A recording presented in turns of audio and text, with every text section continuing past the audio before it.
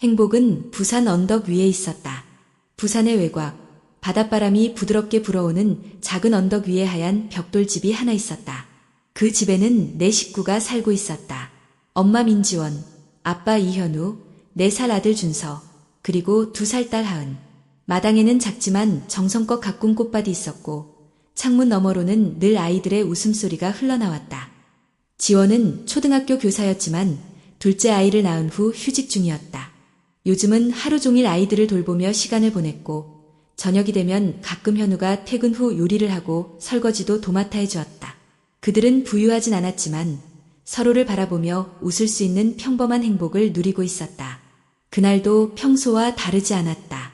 지원은 하은을 안고 거실에 앉아 동요를 불러주고 있었고 준서는 마당에서 나무검을 휘두르며 공룡 사냥을 하고 있었다.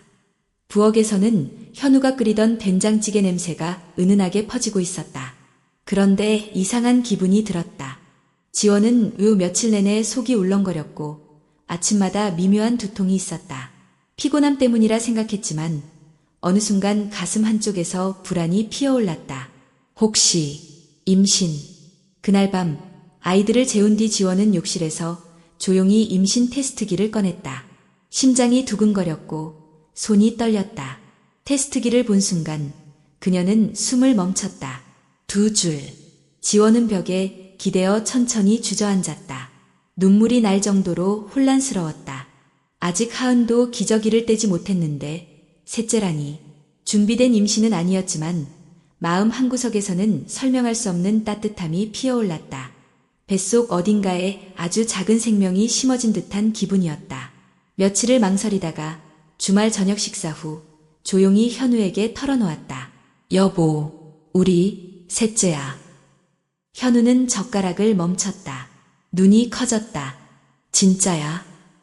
지원은 고개를 끄덕였다. 현우는 몇 초간 말이 없었다. 그리고 갑자기 웃었다. 이야, 대박이다. 셋째라니. 우리 진짜 부모 다 됐네. 그는 한 손으로 그녀의 손을 감싸쥐었다. 지원은 안도의 숨을 내쉬며 미소 지었다. 비록 당황스럽지만 두 사람은 서로의 눈에서 다시 용기를 얻었다. 그날 밤 아이들이 잠든 후 부부는 나란히 앉아 조용히 얘기했다. 셋째 아이 이름에 대해서도 방을 어떻게 나눌지에 대해서도 아직 먼 이야기였지만 둘 사이에는 설렘이 감돌았다. 며칠 후 지원은 첫 산부인과 진료를 받기 위해 버스를 탔다.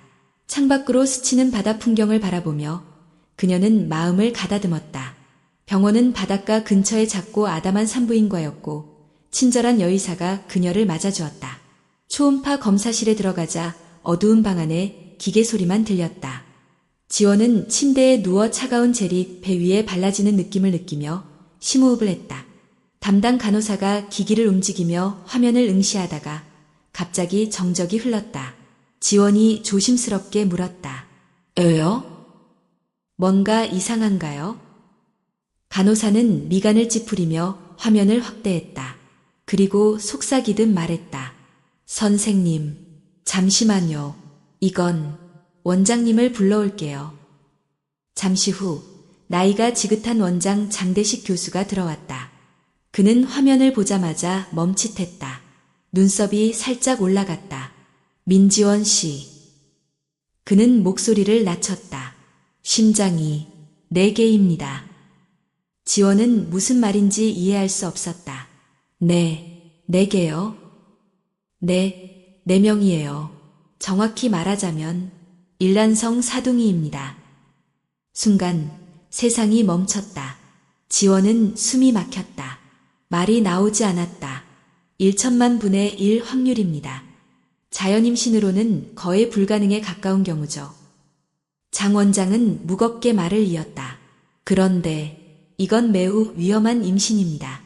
임신부 건강, 아이들 건강 모두 위험합니다. 솔직히 말씀드리면 다 살릴 수 있을 거라고 장담 못합니다. 지원은 입술을 깨물었다. 그래서 어떻게 해야 하나요? 다 생각하셔야 해요. 주림 수술도 검토해야 할 수 있습니다. 4명을 다 유지하면 어머니 몸이 견디지 못할 수도 있어요. 그 순간 지원의 눈에 눈물이 맺혔다. 그녀는 고개를 저었다. 아니요.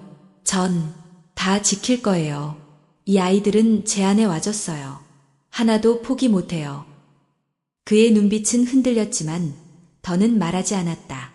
병원을 나서며 지원은 눈을 감았다. 바닷바람이 뺨을 스쳤다. 아직 현실 같지 않았다. 4명의 아기, 그녀의 안에서 자라고 있는 기적. 두려움과 함께 아주 작고 약한 불빛 하나가 가슴 속에서 반짝이고 있었다. 민지원은 병원을 나서며 몇 번이고 배를 감쌌다. 따뜻한 겨울 코트 안에서 그녀의 손은 자꾸만 아래로 내려갔다. 4명, 내 아이. 그녀의 안에 4개의 심장이 뛰고 있다는 사실이 아직도 믿기지 않았다. 세상의 모든 소음이 멀어지고 그녀는 발걸음을 멈추었다. 진짜야? 진짜 4명? 집으로 돌아가는 버스 안, 그녀는 창밖을 멍하니 바라보았다. 바다빛은 잿빛으로 변해 있었고 도심의 사람들은 아무 일 없다는 듯 움직였다. 하지만 그녀의 세상은 완전히 뒤집어졌다. 집에 도착하자 준서가 뛰어나와 안겼다. 엄마, 어디 갔었어? 배고파.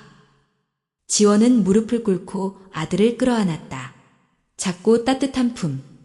그 품을 다시 지켜야 할 존재가 4명이나 늘어난다는 것이 현실처럼 느껴지지 않았다. 저녁 식사 후 아이들이 잠든 시간. 지원은 거실 소파에 앉아 조용히 현우를 불렀다. 오빠, 나 오늘 검사했어. 현우는 눈을 들었다. 응, 어땠어? 지원은 손에 쥐고 있던 병원 진단서를 펼쳐 보였다. 4명이래. 뱃속에 아기가 4명 있어. 순간 현우의 얼굴이 굳어졌다. 그는 말을 잃고 진단서를 바라봤다. 몇 초간 침묵이 흐르고 입술이 떨리는 소리 없이 움직였다. 뭐? 일란성 사둥이래. 자연 임신으로는 거의 불가능한 경우래. 그런데 됐대. 현우는 진단서를 내려놓고 이마를 짚었다. 숨이 거칠게 나왔다. 이건 너무 갑작스러워. 4명이면 위험한 거잖아. 병원에서는 뭐래? 지원은 잠시 망설이다가 말했다. 주림수술 제안했어. 2이나 셋만 유지하는 게 일반적이래. 그래야 건강에 안전하다고. 그럼. 근데 난 거절했어. 현우는 고개를 들었다. 뭐? 나, 그 애들 다 지킬 거야.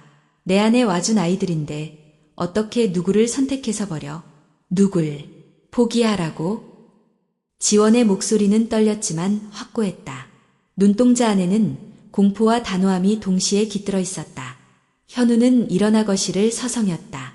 그는 2 손으로 머리를 감쌌다. 지원아, 우리 지금 매 둘도 벅차. 넷이면 병원비, 생활비, 출산 위험. 이건 그냥 감동적인 일이 아니야. 현실이야. 지원은 고개를 끄덕였다. 알아. 나도 무서워. 나도 솔직히 겁나. 근데 선택하라는 게 더 무서워. 현우는 입술을 꾹 다물었다. 마치 뭐라 말하고 싶지만 말하면 다 무너질까 두려운 사람처럼. 그는 다시 앉아 지원의 손을 잡았다. 그럼 우리 아이들 위해서 뭘 해야 하지? 서울로 가야 해. 병원에서도 말했어. 부산엔 이 정도 다태아 전문 의사 없어. 서울대병원에 장대식 교수님이라는 분이 계시대. 사둥이도 몇 번이나 맡았던 분이래. 현우는 고개를 끄덕였다. 그리고 중얼거렸다. 그럼 우리 서울 가자. 그 결정은 곧 행동으로 옮겨졌다. 일주일 후 이들은 짐을 정리하고 아이들을 친정엄마에게 맡긴 뒤 서울로 향했다. 현우는 회사에 휴직 신청을 하고 원격으로라도 업무를 이어갈 수 있도록 협의했다. 지원은 서울대병원 진료 예약을 잡았고 근처에 있는 원룸 단기 임대방을 구했다. 서울에 도착한 날 한강 바람은 유난히 차가웠다.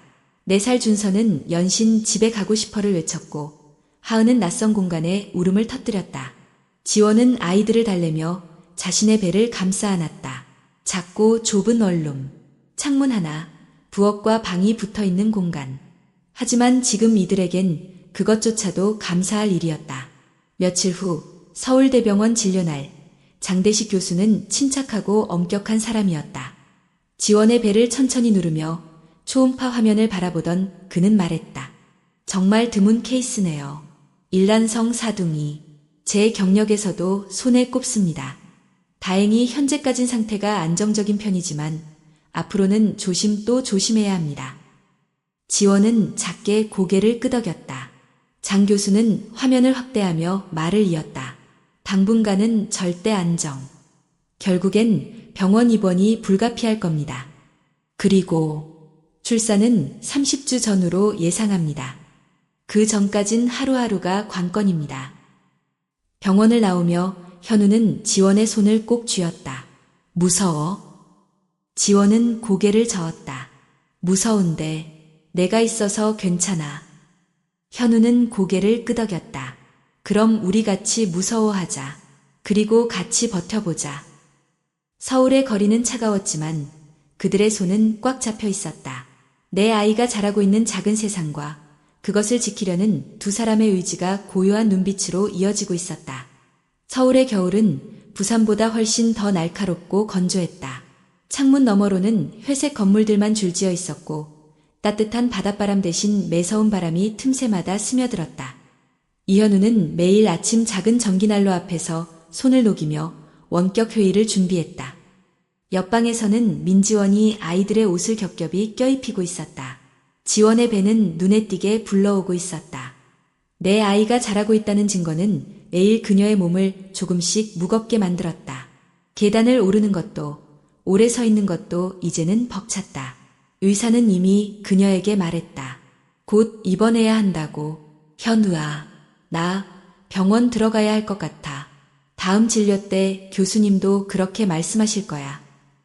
지원의 말에 현우는 고개를 끄덕였지만 걱정이 가득한 눈빛은 숨기지 못했다. 알아. 근데 그럼 애들은? 엄마가 일주일에 한두 번 올라오신다고 했잖아. 나 없는 동안은 당신이 맡아야 해. 회사 일은 어차피 원격이고. 회사 일도 만만치 않아. 애들 셋, 그것도 다들 손 많이 가는 애들인데. 둘이야. 아직 둘뿐이야. 지원은 웃으며 말했다. 하지만 그 말조차도 현실에서 멀게 느껴졌다. 배 안에는 이미 4명의 생명이 자라고 있었고 그들은 점점 더 지원의 모든 에너지를 빨아들이고 있었다. 이번 날 아침 현우는 무거운 캐리어를 끌며 아내와 함께 병원으로 향했다. 아이들은 장모님이 내려오시기 전까지 하는 지인의 도움을 받기로 했다. 짧은 작별 인사를 나눈 뒤 병실 문이 닫혔다. 지원아, 나 금방 올게. 저녁에 다시 들를게. 응, 애들 잘 챙기고. 그리고 나 없이도 괜찮을 거야. 당신이니까. 병실 안은 차가웠다. 간호사는 침대 옆에 태아 심박수 모니터를 설치하고 하루 4번씩 검사를 반복했다. 모든 것이 규칙적이고 반복적이었다. 하지만 그 안에 깃든 불안은 점점 짙어졌다. 하루는 지원이 병원 복도를 걷다가 다른 입원 중인 산모들과 마주쳤다. 그들 중 몇 명은 쌍둥이 엄마였고 새 쌍둥이도 있었다. 사둥이 임신이라는 말을 꺼내자 모두가 한순간 조용해졌다. 사둥이요? 자연 임신으로요? 네, 저도 아직도 믿기지 않아요. 지원은 어색하게 웃었다. 다른 엄마들의 눈빛 속에는 놀라움과 동시에 숨은 경외심이 담겨 있었다. 밤이 되면 병실은 조용했다. 커튼 뒤에는 다른 산모들이 조용히 숨을 골랐고 간헐적으로 들려오는 기계음이 고요를 채웠다. 지원은 침대에 누운 채 천장을 바라보며 배 위에 손을 얹었다. 유리야, 세나야, 나리야, 아라야, 우리 아가들. 아직 나오면 안 돼. 조금만 더 버텨줘. 엄마도 열심히 버틸게. 그녀는 매일 아이들에게 말을 걸었다. 이름도 이미 정해 놓았다. 아직 태어나지도 않았지만 그녀의 마음속에서는 이미 하나하나 생생한 존재였다. 그 무렵 현우는 아이들과의 전쟁에 몰두하고 있었다. 아침에는 하은의 기저귀를 갈고 준서의 아침밥을 준비하며 정신없이 움직였다. 회의 시간에는 아이들을 옆방에 틀어박히게 하고 몰래 이어폰을 끼워야 했다. 하지만 아이들은 조용히 있지 않았다. 아빠, 하은이가 내 블록 부쉈어. 아빠, 똥 마려워. 현우는 노트북을 닫고 머리를 감싸쥐었다. 그의 얼굴에는 지친 기색이 가득했다. 그는 혼잣말을 하듯 중얼거렸다. 지원이는 입원해서 힘들고 애들은 울고 나 혼자 이걸 어떻게 감당하지. 밤이 되면 하은은 엄마를 찾으며 울었고 준서는 베개를 안고 혼잣말을 했다. 엄마 언제 와? 병원에서 안 오는 거야? 현우는 아이들을 꼭 안고 대답했다. 엄마는 아기들 때문에 잠깐 병원에 있는 거야. 금방 돌아올 거야. 그 말이 자신에게도 위안이 되길 바라며 그는 아이들을 토닥였다. 며칠 뒤 지원은 병원에서 강한 자궁수축을 겪었다. 간호사들이 급하게 달려왔고 장 교수도 밤늦게 호출되었다. 아직은 출산할 수 없습니다. 자궁경부가 조금 짧아졌어요. 추가 약물 투여와 절대 안정이 필요합니다. 그날 밤 지원은 처음으로 무서워서 울었다. 눈물은 멈추지 않았고 그녀는 조용히 남편에게 전화를 걸었다. 현우야, 나 진짜 너무 무서워. 현우는 휴대폰을 꼭 쥐고 조용히 대답했다. 지원아, 나도 무서워. 근데 우린 여기까지 왔잖아. 여기서 무너지면 안 돼. 넌 지금 4명을 살리고 있어. 지원은 입술을 깨물며 대답했다. 그 말, 나한테 너무 필요했어. 그날 이후 그녀는 다시 싸우기 시작했다. 몸은 점점 더 약해졌지만 마음은 단단해졌다. 그녀는 이 싸움을 절대 혼자 하는 게 아니라는 걸 알았다. 그 뒤에는 남편과 아이들과 그리고 아직 세상 밖으로 나오지 않은 4명의 심장이 함께하고 있었다. 병실의 커튼은 바깥의 모든 빛을 차단했지만 민지원은 잠들 수 없었다. 시간은 새벽 3시를 가리키고 있었고 병실은 숨소리 하나 없이 고요했다. 그녀는 똑바로 누운 채 눈을 감고 있었지만 머릿속은 끝없이 어지러웠다. 한밤중의 자궁수축은 이제 하루에도 몇 번씩 찾아왔다. 진통제와 수축 억제제를 맞아도 가끔은 복부가 움켜쥐어지는 듯한 통증이 밀려왔다. 그녀의 몸은 이미 한계에 가까워지고 있었다. 장 교수는 매일같이 상태를 점검하며 말했다. 지금 25주입니다. 최소한 30주까진 버텨야 아이들이 살 확률이 높아집니다. 하루가 정말 중요해요. 그 말이 마치 시한부 선고처럼 들렸다. 버티지 못하면 아이들도 그녀 자신도 위험하다는 뜻이었다. 지원은 천천히 손을 들어 불룩해진 배를 쓰다듬었다.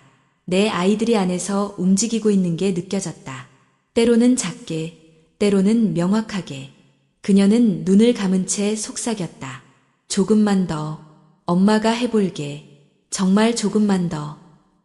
하지만 아무리 마음을 다잡아도 몸은 점점 말을 듣지 않았다. 숨이 차고 잠이 오지 않으며 식사도 제대로 삼키기 어려웠다. 약물 부작용으로 입안이 마르고 심장은 이유 없이 빨라졌다. 며칠 후 밤 11시가 넘은 시각 현우가 병실을 찾았다. 손에는 편의점에서 산 작은 따뜻한 팩죽이 들려 있었다. 아직 안 잤지? 지원은 힘없이 고개를 끄덕였다. 그는 의자에 앉아 죽을 조심스럽게 떠 그녀에게 건넸다. 조금만이라도 먹자. 체력 떨어지면 더 위험하대. 지원은 억지로 한 숟가락을 삼켰다. 그리고 갑자기 눈물이 고였다. 현우는 놀라 숟가락을 내려놓았다. 왜 그래? 나 못 버틸 것 같아. 내 몸이 아닌 것 같아. 그녀의 어깨가 떨렸다. 눈물이 줄줄 흘렀다. 현우는 얼른 그녀의 손을 잡았다. 괜찮아. 우리 여기까지 왔잖아. 조금만 더 버티면 돼. 그 조금이 얼마나 더인 줄 알아? 하루가 1년 같아. 애들은 안에서 꿈틀대고 난 그걸 다 느끼면서도 아무것도 못해. 그냥 누워만 있어야 해. 현우는 무슨 말을 해야 할지 몰랐다. 하지만 그 순간 지원이 또 다른 말을 던졌다. 그리고 나 들었어. 병원에서 당신한테 뭐라고 했는지. 현우의 눈이 흔들렸다. 그는 조용히 입을 다물었다. 의사가 당신한테 물었잖아. 만약 내가 위험해지면 아이들을 포기할 수 있냐고. 지원아, 그건 당신 사인했지? 현우는 잠시 숨을 삼켰다. 그리고 결국 고개를 끄덕였다. 그래, 했어. 근데 그게 무슨 의미인 줄 알아? 내가 죽을 수도 있다고 했어. 널 잃는 것보다 더 무서운 건 없어. 내가 없으면 애들도 나도 끝이야. 지원은 고개를 저었다. 눈물이 계속 흘렀지만 눈빛은 또렷했다. 난 살려고 여기 온 거야. 도망치려 온 게 아니야. 아이들을 살리기 위해 여기 있는 거야. 그리고 당신은 날 믿지 않았어. 현우는 한숨처럼 말했다. 난 널 믿었어. 하지만 너무 무서웠어. 정말로 무서웠어. 지원아, 당신 없이 아이넷을 키운다는 건 상상조차 못해. 한동안 침묵이 흘렀다. 병실 안의 기계 소리만이 둘 사이를 메웠다. 잠시 후 지원은 조용히 말했다. 우리가 약속했잖아. 끝까지 함께하기로. 현우는 그녀의 손을 꼭 쥐며 고개를 끄덕였다. 미안해. 다시는 혼자 결정하지 않을게. 다시는 너 혼자 싸우게 두지 않을게. 그날 밤 현우는 병실에 오래 머물렀다. 둘은 아무 말 없이 손을 잡고 있었다. 창밖에는 눈이 조금씩 내리고 있었다. 불안과 두려움으로 가득했던 그 밤, 서로의 손길은 유일한 온기였다. 그리고 그 다음날 아침, 지원은 노트를 꺼내 아이들에게 편지를 쓰기 시작했다. 혹시라도 무슨 일이 생길까봐 그녀의 글씨는 느리고 조금씩 삐뚤어졌지만 진심이 담겨 있었다. 유리야, 세나야, 나리야, 아라야. 엄마는 오늘도 버텨볼게. 너희가 하루 더 커가는 걸 느끼며 엄마는 여기서 기다릴게. 그녀는 편지를 닫고 다시 배에 손을 얹었다. 밤은 무너졌지만 그 위에 또 하나의 다짐이 쌓이고 있었다. 그녀는 약속했다. 살아남겠다고. 그리고 4명의 딸을 꼭 안고 말겠다고. 서울대병원의 신생아 집중치료실과 산모 중환자실이 연결된 복도는 유독 차가웠다. 새벽 3시 복도를 급히 달리는 간호사의 발걸음 소리가 고요한 병원을 깨웠다. 민지원의 병실에 불이 들어왔고 경고음이 요란하게 울렸다. 혈압 170에 110입니다. 호흡 빠릅니다. 응급 대응 요청합니다. 자국 내 수축이 급격히 올라갔고 동시에 지원의 혈압이 위험 수치로 치솟았다.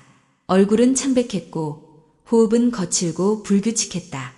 장대식 교수는 호출을 받고 곧바로 달려왔다. 그는 지원의 상태를 확인한 뒤 간호사에게 명령했다. 산모 중환자실로 이송. 보호자에게 긴급 설명 필요. 지금 바로 부르세요. 1시간도 안 되어 병원으로 달려온 이현우는 중환자실 밖에서 하얗게 질린 얼굴로 서 있었다. 그는 흰 가운을 입은 장 교수를 붙잡았다. 지금 상태가 어떤가요? 제 아내는 괜찮은 겁니까? 장 교수는 침착하게 고개를 끄덕였지만 그의 눈빛은 엄중했다. 현재로선 생명이 위급한 단계는 아닙니다. 하지만 혈압이 심각하게 올라간 상태이고 태반 기능이 급격히 저하되고 있습니다. 지금 같은 상태가 계속되면 산모의 생명도 아이들도 모두 위험해집니다. 현우는 숨을 들이켰다. 그럼 어떻게 해야 하나요? 장 교수는 잠시 망설이다가 났고 단호한 목소리로 말했다. 지금 아이들은 27주입니다. 이 시점에서 제왕절개를 진행하면 생존 확률은 있지만 미수가 합병증 가능성도 큽니다. 하지만 아이들을 더 오래 유지하려면 산모에게 큰 무리가 갑니다. 솔직히 말씀드리면 선택의 시간이 왔습니다. 현우는 말없이 장 교수의 눈을 바라보았다. 지금 이 서류는 응급 상황에서 산모의 생명을 우선시해 수술 결정을 내릴 수 있도록 보호자 동의를 구하는 문서입니다. 원치 않으시다면 당장 강행하진 않겠습니다. 하지만 상황은 언제든 악화될 수 있습니다. 현우는 서류를 바라보았다. 그 위에는 산모 생명 우선 동의서라는 글씨가 선명하게 적혀 있었다. 펜을 든 그의 손이 떨렸다. 그는 묻고 싶었다. 만약 내가 이 서류에 사인하면 아이들을 포기하는 건가? 내가 아내를 살리는 대신 4명의 생명을 저버리는 건가? 눈앞이 흐려졌다. 머릿속엔 민지원의 웃는 얼굴, 울면서 내 아이를 포기할 수 없다고 했던 그날 밤의 대화, 그리고 뱃속에서 꿈틀대는 생명의 이름들이 번갈아 스쳤다. 유리, 세나, 나리, 아라. 현우는 조용히 물었다. 지금 이 서류에 사인하지 않으면 어떻게 됩니까? 응급 상황에서 판단이 지연될 수 있습니다. 선택의 순간에 시간을 낭비하게 되면 산모와 태아 모두를 잃을 수 있습니다. 현우는 눈을 감았다. 그리고 조용히 고개를 끄덕였다. 사인하겠습니다. 그는 사인했다. 펜촉이 서류를 긋는 순간 마치 심장이 찢어지는 것 같았다. 그는 다시 병실 앞 의자에 앉았다. 머리를 숙이고 두 손으로 얼굴을 감쌌다. 너무 많은 생각이 쏟아져 들어왔다. 그는 이 선택을 평생 후회하게 될까? 아니면 이 선택이 아내를 지켜줄까? 그날 저녁, 지원은 중환자실에서 의식을 되찾았다. 산소 마스크 너머로 흐릿한 빛과 소리가 들려왔다. 그녀는 어렴풋이 현우의 목소리를 들었다. 지원아, 괜찮아. 지금은 안정됐어. 장 교수님도 그렇게 말씀하셨어. 나 죽은 줄 알았어. 그녀는 눈물을 흘리며 속삭였다. 현우는 그녀의 손을 꼭 잡았다. 아니야, 넌 안 죽어. 절대 안 죽게 할 거야. 잠시 후 그녀는 약해진 목소리로 물었다. 나 당신한테 물어보고 싶은 게 있어. 현우는 멈칫했다. 혹시 의사가 당신한테 무슨 서류 주지 않았어? 현우는 잠시 말이 없었다. 그 침묵이 이미 대답이었다. 그래, 받았어. 그리고 사인했어. 지원의 눈이 흔들렸다. 그녀는 말없이 눈을 감았다. 그래도 이해해줘. 난 널 잃는 게 세상에서 제일 무서웠어. 그녀는 눈을 뜨고 천천히 고개를 돌려 그를 바라보았다. 당신이 사인한 거 나도 했을 거야. 만약 당신이 내 입장이었어도 나도 그랬을 거야. 그녀는 미소 지었다. 아주 약한, 하지만 진심이 담긴 미소였다. 하지만 이제 다시 묻지 말고 같이 결정하자. 같이 가는 거야. 끝까지. 현우는 고개를 끄덕이며 그녀의 손등에 입을 맞췄다. 그날 밤 그는 병실 의자에서 잠이 들었다. 조용한 숨소리, 경고음 없이 안정된 모니터 소리. 처음으로 이 둘은 함께한 고요한 밤을 맞이했다. 하지만 그들이 모르는 또 다른 전환점이 바로 다음 주에 기다리고 있었다. 28주 6일째 되는 날 밤, 민지원은 갑작스러운 통증에 눈을 떴다. 복부 깊은 곳에서 무언가 찢어지는 듯한 격렬한 통증이 밀려왔다. 숨을 쉬기도 어려웠고 식은땀이 등줄기를 타고 흘러내렸다. 그녀는 간신히 호출 버튼을 눌렀고 몇 초 뒤 간호사가 달려왔다. 어디 불편하세요? 배가 너무 아파요. 움직여요. 너무 많이 움직여요. 모니터 경고음이 곧 울리기 시작했다. 태아 심박수 중 하나가 급격히 떨어지고 있었다. 장 교수님 긴급 호출하세요. 지금 바로. 이현우는 연락을 받고 병원으로 달려왔다.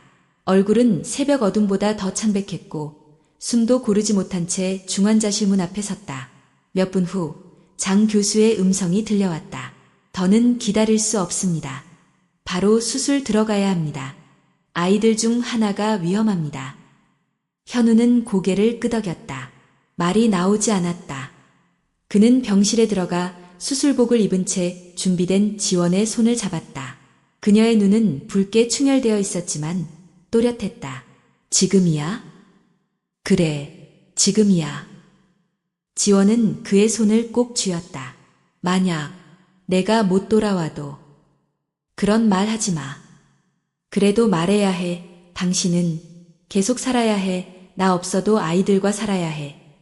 현우는 눈을 감았다. 그녀는 미소를 지으며 말했다. 내 가방 안에 노트 있지? 거기 편지 하나 있어. 혹시라도 내가 못 돌아오면 그거 아이들한테 읽어줘. 그는 아무 말도 하지 못한 채 그녀의 이마에 입을 맞췄다. 수술실 안은 찬 공기와 밝은 조명으로 가득했다. 지원은 하반신 마취로 감각을 잃은 채 천장을 응시했다. 긴장이 극도로 고조되어 있는 의료진 사이로 장 교수의 음성이 울렸다. 시작합니다. 첫 번째 절개 들어갑니다. 피가 튀었다. 철컥거리는 기구 소리, 속삭이는 지시, 빠르게 움직이는 손들. 지원은 아무것도 보이지 않았지만 온몸으로 그 분위기를 느낄 수 있었다. 그녀는 숨을 골랐다. 지금 이 순간 자신은 살아있어야 했다. 네 명을 위해. 첫째 나옵니다. 여자아이, 유리. 한 줄기 얇고 간신한 울음소리가 수술실을 가르렀다. 희미했지만 살아있는 증거였다. 둘째, 세나. 작지만 안정적입니다. 셋째, 나리. 자발 호흡 확인. 지원은 눈을 감았다. 세 명이 살아있다. 제발, 하나만 더. 넷째, 알아. 자발 호흡 없습니다. 산소 포화도 낮음. 신생아팀 즉시 조치. 그 말이 들리는 순간 지원의 심장이 덜컥 내려앉았다. 숨을 쉴 수가 없었다. 눈물이 쏟아졌다. 그녀는 목소리를 내지 못한 채 입술만 달싹였다. 알아야, 제발. 아라의 작고 푸른 몸이 인큐베이터로 옮겨졌다. 의료진은 가슴을 압박하고 산소 마스크를 씌웠다. 소리 하나 없이 시간만 흘렀다. 지원의 혈압도 급격히 떨어지고 있었다. 출혈이 심했다. 장 교수는 짧게 외쳤다. 자국 내 출혈 심각합니다. 수혈 준비하세요. 모든 것이 동시에 벌어졌다. 신생아팀의 인공호흡 소리, 출혈을 막기 위한 의료진의 분주한 손길, 지원의 산소 포화도 수치가 낮아지는 경고음. 그 순간 아주 약한 울음소리가 어딘가에서 들렸다. 알아 울기 시작했습니다. 맥박 회복 중. 의료진 중 누군가가 외쳤다. 누군가는 박수를 쳤고 누군가는 울음을 삼켰다. 장 교수는 고개를 끄덕였고 동시에 지원의 손을 확인했다. 산모 반응 없음. 혈압 60에 40. 빠르게 수혈 계속. 지원의 의식은 어둠 속으로 빠지고 있었다. 하지만 그 어둠 속에서도 그녀는 빛을 본 듯 미소 지었다. 마지막으로 떠오른 것은 아이들의 이름이었다. 유리, 세나, 나리, 아라, 그리고 이현우의 손길. 며칠 뒤 회복 중인 병실. 창밖에는 햇살이 따뜻하게 쏟아지고 있었다. 지원은 누운 채 천장을 바라보았다. 옆에 앉은 현우는 조용히 그녀의 손을 감싸고 있었다. 당신, 다시는 이런 말 하지 마. 안 돌아올 거라고. 그런 거. 지원은 작게 웃었다. 그랬구나. 내가 살아있네. 현우는 고개를 끄덕였다. 그리고 그녀에게 작은 노트를 건넸다. 내가 말한 편지. 봐도 돼. 지원은 조용히 고개를 끄덕였다. 현우는 그 노트를 펴고 첫 장에 적힌 글꼴을 읽기 시작했다. 내 사랑하는 아이들에게. 엄마는 지금 너희를 지키기 위해 병원에 있어. 만약 이 편지를 누군가 읽고 있다면 엄마는 너희 곁에 없을 수도 있어. 하지만 꼭 기억해줘. 엄마는 단 하루도 너희를 포기한 적 없단다.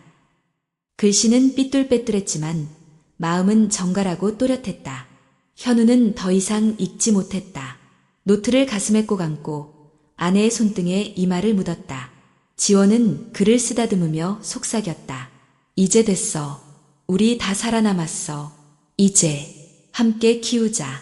함께 살아가자. 수술실에서의 피비린내는 사라졌지만 그날의 울음소리는 영원히 남았다. 그것은 시작의 울음이자 생존의 선언이었다. 민지원과 이현우 가족이 다시 부산으로 내려온 것은 쌍둥이들이 생후 한 달이 채 되지 않았을 때였다. 서울의 병원 생활은 끝났지만 진짜 전쟁은 이제부터였다. 지원은 아직 수술 부위의 통증이 가시지 않아 자유롭게 움직이지 못했고 이현우는 6아이를 돌보며 하루하루를 버텨내고 있었다. 집안은 늘 울음소리로 가득했고 수유와 기저귀갈이, 젖병 소독과 전몸살의 반복은 끝이 없었다. 작고 소중한 4명의 생명, 유리, 세나, 나리, 아라는 인큐베이터에서 벗어나 집으로 돌아왔지만 여전히 하루 몇 번씩 호흡 모니터와 체온계를 필요로 했다. 그 작은 가슴들이 고르지 않게 오르내릴 때마다 부부는 숨조차 멈췄다. 처음 며칠간은 모든 것이 기적 같았다. 아기들이 손가락을 움켜쥐고 눈을 살짝 떴을 때마다 눈물이 났다. 하지만 시간이 지나면서 현실은 더 냉정한 얼굴을 드러냈다. 하루는 저녁 늦게 이현우가 나리의 젖병을 준비하고 있을 때였다.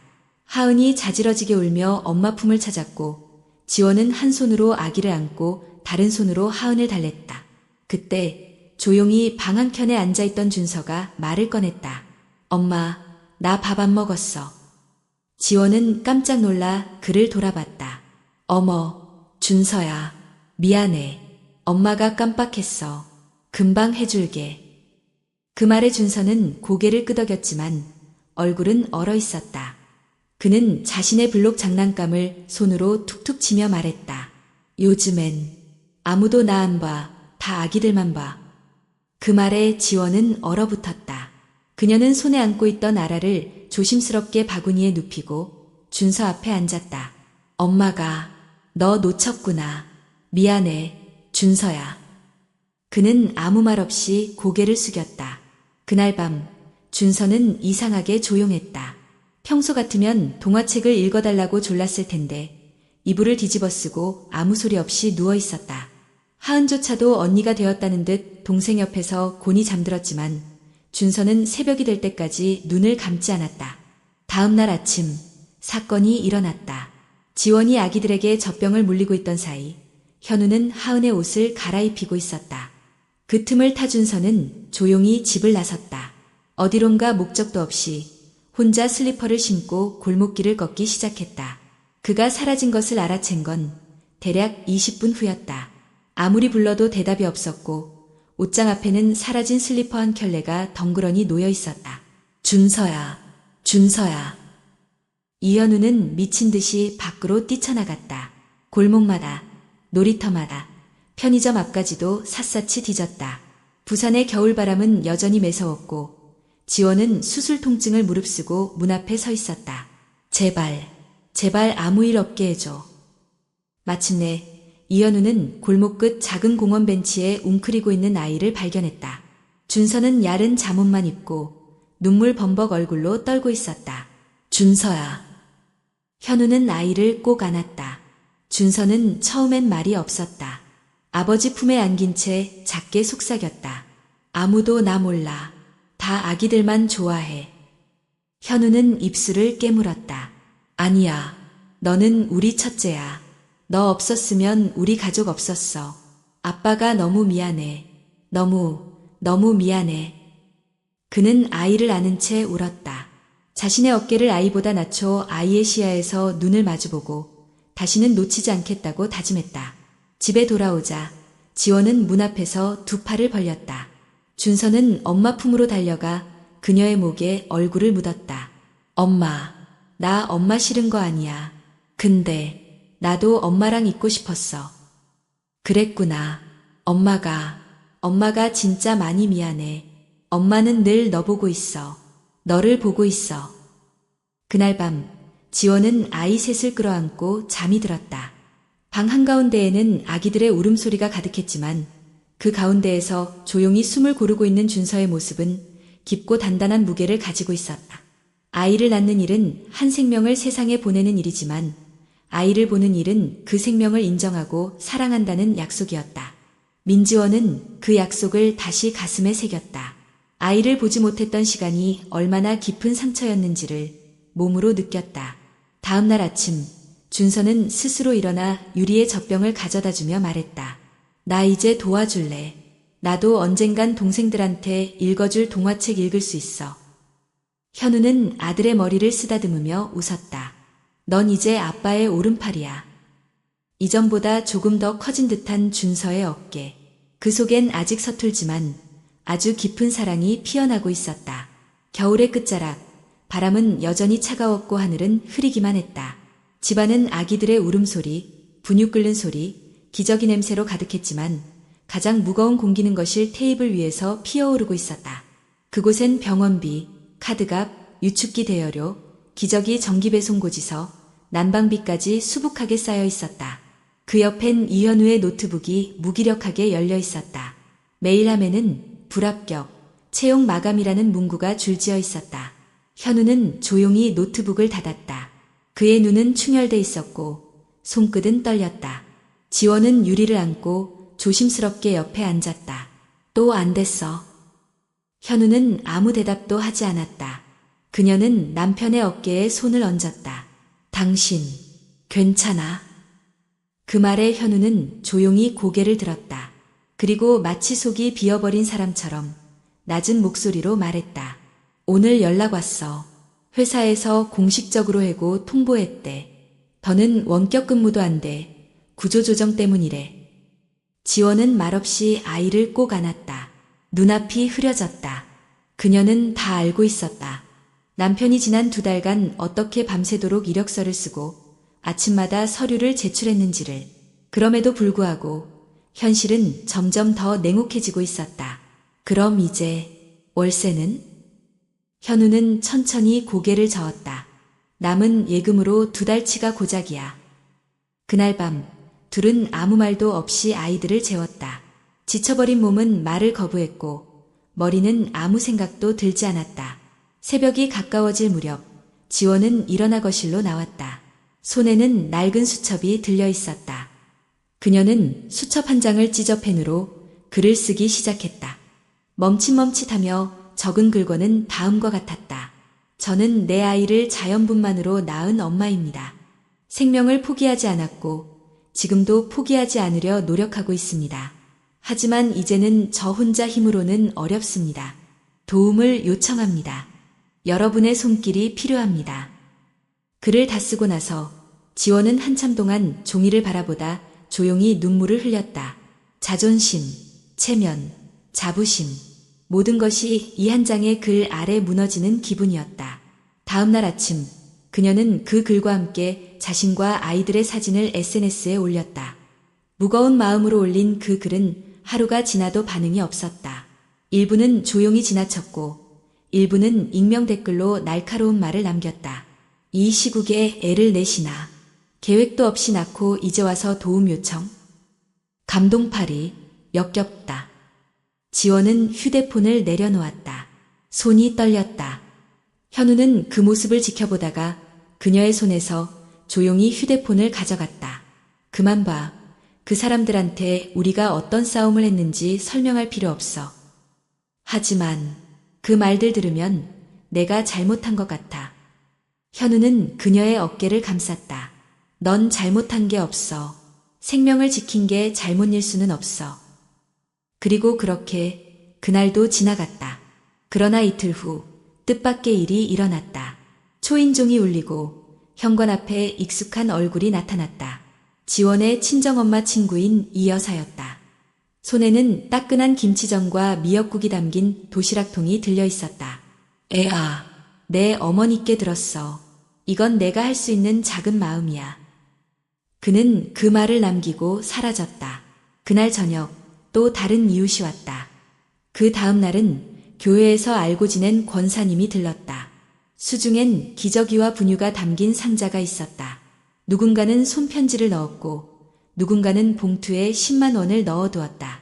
일주일 후 작은 지역 카페에 누군가 지원의 사연을 올렸고 자발적인 모금이 시작되었다. 그리고 그 돈은 어느 순간 100만 원, 200만 원, 300만 원을 넘어섰다. 지원은 믿을 수 없었다.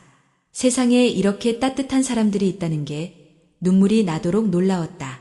현우도 조용히 아내의 어깨에 기대며 속삭였다. 세상은 아직 살아볼 만한 곳이야. 그날 밤 6명의 아이들이 한 방에서 잠들어 있었다. 그들의 숨소리는 다 다르게 울렸고 방 안은 고요하고 평화로웠다.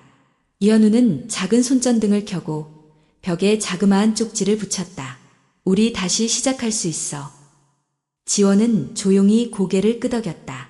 그 문장 하나가 지금의 이들에게는 가장 큰 약속이었다. 그리하여 절망의 문턱에서 내민 손은 부끄러움을 넘었고 그 손을 잡아준 사람들은 예상하지 못한 구원의 천사들이었다. 조용하던 마을의 소식은 어느 순간 전국으로 퍼져나갔다. 처음엔 동네 커뮤니티에서 시작된 자발적인 후원이었지만 어느새 방송사, 온라인 뉴스, SNS를 통해 자연임신으로 사둥이를 낳은 부산 엄마라는 제목으로 알려지기 시작했다. 1억 분의 1 확률, 4명의 기적. 한 엄마의 선택, 생명을 향한 고집. 포털 사이트의 메인 뉴스에도 실렸고 유튜브 채널에서는 그들의 가족 이야기를 다룬 영상이 조회수 수십만을 넘겼다. 짧은 인터뷰 영상 속에서 민지원은 카메라 앞에 앉아 차분하게 말을 이었다. 저는 그저 제 아이들을 포기할 수 없었어요. 선택의 여지가 아니라 그냥 그들이 저를 선택해온 것 같아서요. 그 영상은 많은 사람들의 심금을 울렸다. 댓글창에는 눈물과 격려, 존경의 표현이 쏟아졌다. 엄마라는 단어의 무게를 느끼게 하네요. 이런 분을 위해 우리 사회가 존재해야 합니다. 힘내세요. 응원합니다. 하지만 그 따뜻한 말들 사이사이엔 차가운 돌멩이들도 섞여 있었다. 지금 이 시대의 무계획 출산, 국가 탓하기 전에 본인 반성부터 하시죠. 감동 마케팅 그만하세요. 기저귀 값도 책임 못 질 거면 왜 낳았나요? 남 좋은 일 시키네. 후원금은 다 어디에 쓰이는 건지 공개하세요. 처음엔 댓글을 하나하나 읽으며 울고 웃었던 지원도 시간이 지나자 점점 휴대폰을 멀리하게 되었다. 화면 너머로 쏟아지는 비난은 마치 날이 성칼처럼 그녀의 마음을 베었다. 하루는 밤 늦게까지 잠들지 못한 채 현우와 둘만 남은 거실에서 조용히 입을 열었다. 나 잘못한 걸까? 현우는 책을 읽던 손을 멈추고 그녀를 바라보았다. 뭘? 애들 낳은 거 이 상황에서 내 선택이 우리 가족을 힘들게 한 건 아닐까? 그는 그녀의 손을 잡았다.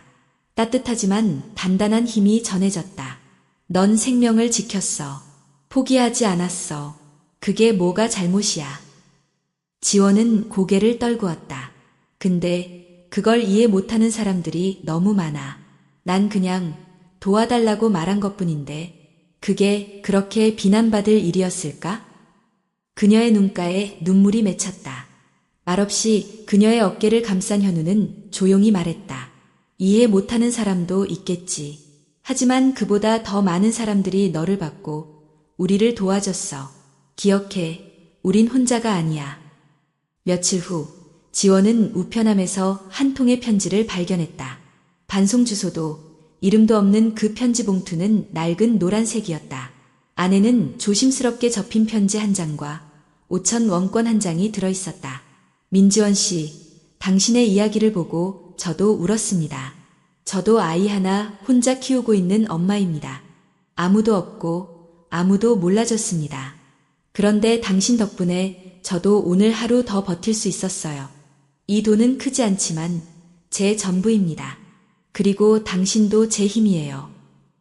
지원은 그 편지를 붙잡고 한참을 울었다. 돈의 액수는 중요하지 않았다. 그것은 누군가의 위로였고 존재의 증명이었다.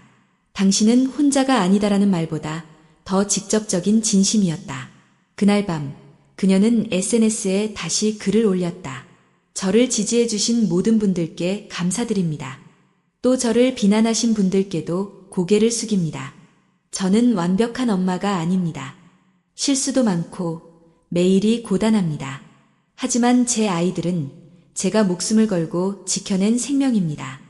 그래서 저는 앞으로도 그 생명을 지킬 겁니다. 어떤 말들이 저를 흔들어도 제 선택은 변하지 않을 겁니다. 당신들도 당신 자신을 부끄러워하지 않기를 바랍니다. 그 글은 다시 한번 큰 반향을 일으켰다. 사람들은 그녀의 솔직함에 눈물 어린 고백에 다시 마음을 열기 시작했다. 누군가는 말했다. 비난은 쉽고 살아남기는 어렵다. 이 가족은 살아남고 있다. 그 자체로 존중받아야 한다. 또 누군가는 댓글에 이렇게 썼다. 사랑은 완벽하지 않다.